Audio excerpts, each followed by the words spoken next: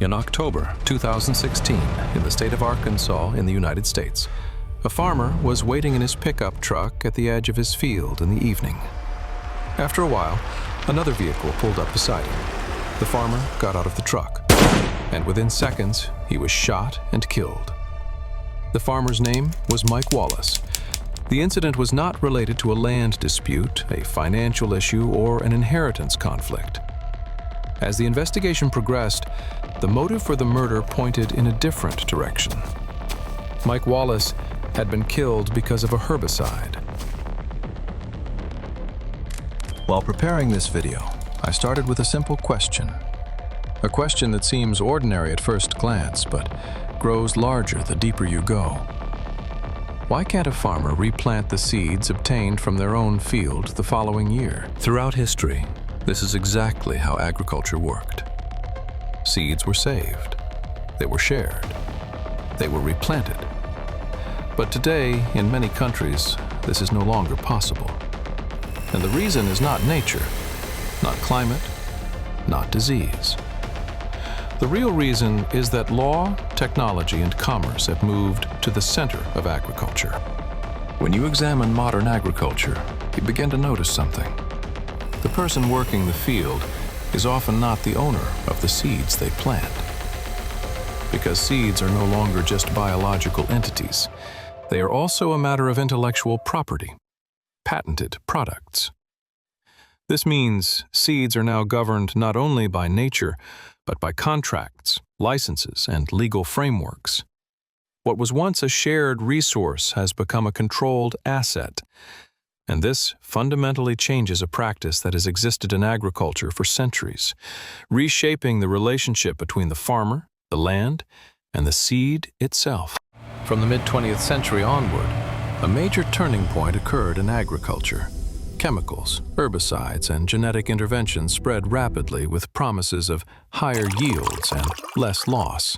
During this process, large companies developed chemical solutions, standardized seed production on an industrial scale, directed farmers into specific systems. In the short term, production increased, yields rose, losses appeared to decline, but in the long term, relationships of dependency were formed.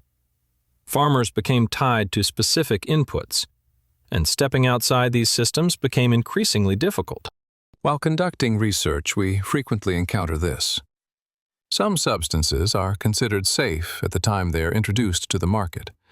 This sense of safety is often supported by scientific reports and official statements. But as time passes, years later, we are confronted with the real consequences of these substances. Many products, initially believed to be harmless, are later found to have unexpected long-term effects. We know that certain chemicals, especially those used during wartime, were rapidly deployed for short-term military or economic benefits.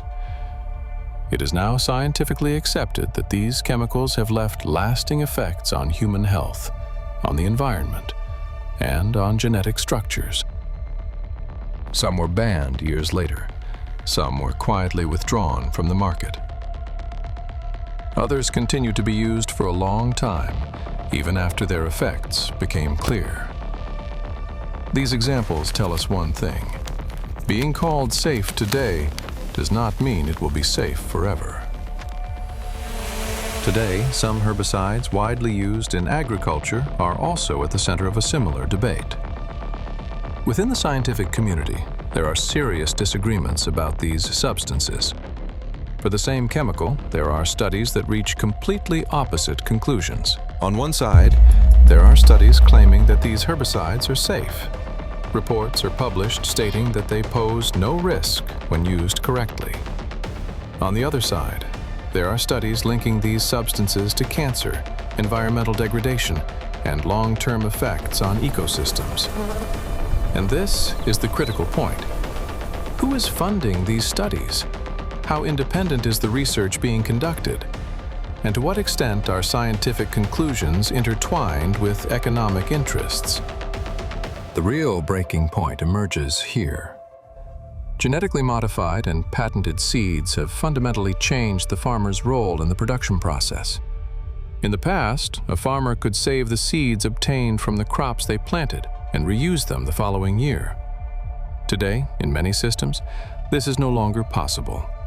In this structure, the farmer can sell the harvest. They can earn income from their field, but they cannot replant the seeds produced by that crop, because the legal owner of those seeds is no longer the farmer. In some countries, this goes even further. Fields can be inspected, seeds can be analyzed in laboratories, contracts can be deemed violated, and farmers can face lawsuits demanding extremely high compensation. This is a situation unlike anything previously seen in the history of agriculture. As you dig deeper, it becomes hard not to see this. The seed market is increasingly concentrated in the hands of a few large companies. Alternatives are shrinking. Local seeds are disappearing from the market. Farmers' freedom of choice is narrowing. Many producers are forced to purchase new seeds every year. Each year, they are pulled back into the same system. This increases debt, deepens dependency, and intensifies the economic pressure on producers. At this point, the issue is no longer just about agriculture. It becomes a matter of power and control. Some lawsuit files and official documents, however, contain serious allegations about how this balance of power has been established. According to these documents, it is claimed that large corporations attempted to influence scientific processes, downplayed known risks, and pursued strategies aimed at shaping public opinion. When these allegations are proven, the issue is no longer limited to agricultural policy. The credibility of science itself and the public's access to accurate information become subjects of debate. Because this issue directly affects what we eat, the price of food, the future of the environment, and the health of future generations. The question of who owns a seed is, in reality, the question of who controls food. And that question concerns all of us. That is why this issue is not a simple debate of good versus bad. Technology can advance, productivity can increase, science can offer new solutions.